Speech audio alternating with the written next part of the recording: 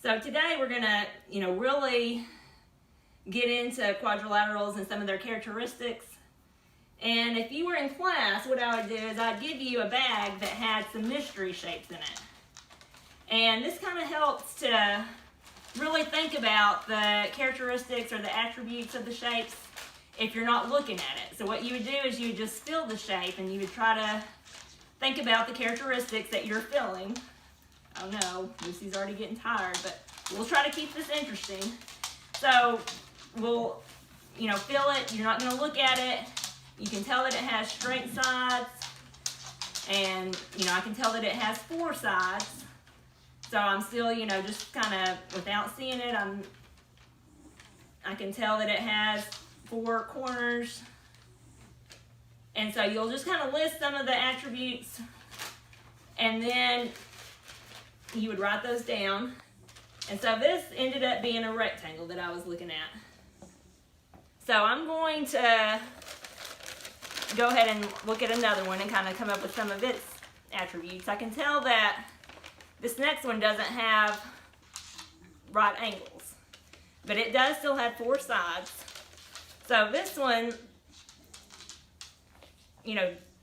not knowing for sure if you know the name or not, I'm still just kind of looking at the characteristics of it. And I know it also has 4 sides. So I'm going to see if Pepper will help me now, and he'll bring me some more characteristics.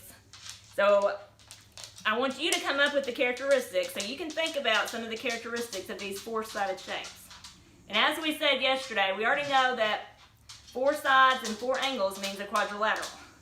So let's look at one of these other characteristics. Pepper, come here. Let's see what you got here. Oh, let's see. Oh, so you're thinking of one that has 4 right angles. So that would be the rectangle. The rectangle has 4 right angles. So that's one of the characteristics of a rectangle. And I know, on the scavenger hunt, I showed you some pictures of rectangles. So that's one of the characteristics. So Lucy, let's see what else we might have. Oh, so this one, the opposite sides are parallel.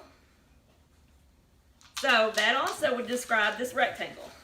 The opposite sides are parallel. Very good. So Pepper, you want to come up with something else? Oh, the opposite sides are congruent. So the opposite sides, so I'm looking at the opposite sides. They are congruent or the same length. And then we also know that the opposite sides, Pepper really wants this rectangle, that the opposite sides are parallel as well. So they'll never meet. They'll run side by side. So that's some of the characteristics of the rectangle. Now I also have another one from Lucy. And hers goes back to this figure.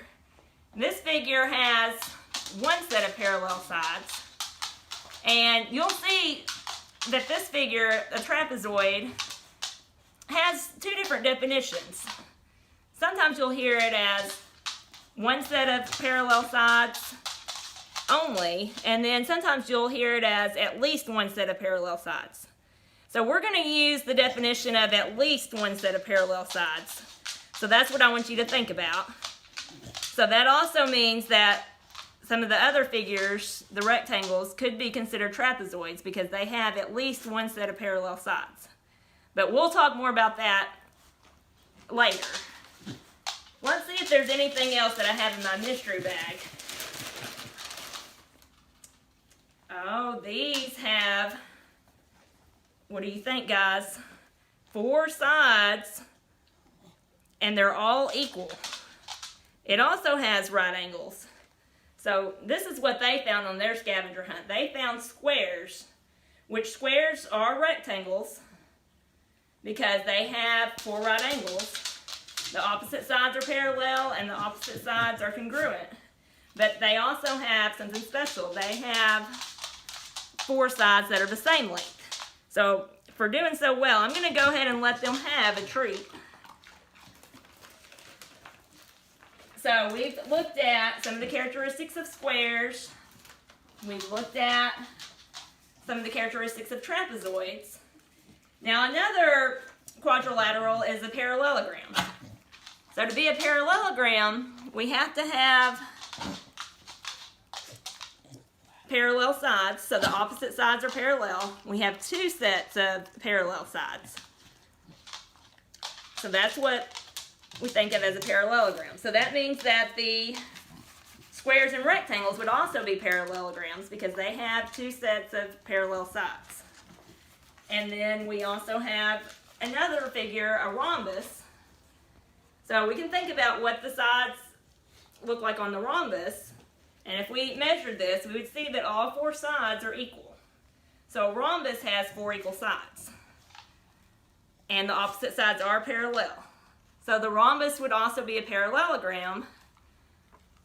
And then the square, we know the characteristics of a square are to have equal sides.